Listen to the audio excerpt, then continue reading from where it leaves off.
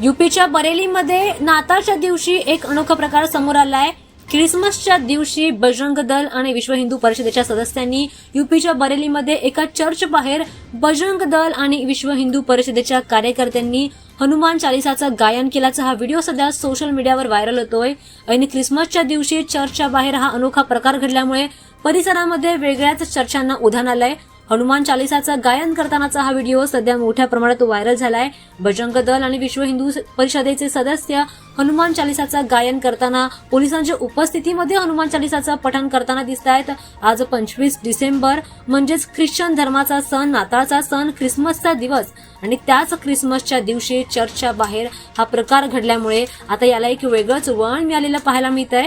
यामागे नेमका या सदस्यांचा हेतू काय आहे हे अजूनही माहीत पडलेलं नाही। हा व्हिडिओ तुम्ही पाहतच असाल की नियमांचं पालन करून पोलिसांच्या उपस्थितीमध्ये बजरंग दल हनुमान चालिसाचं पठण करताना दिसतंय। यामागचा त्यांचा नेमका हेतू काय असेल याबद्दल तुम्हाला काय वाटतं आम्हाला कमेंट करून नक्की सांगा।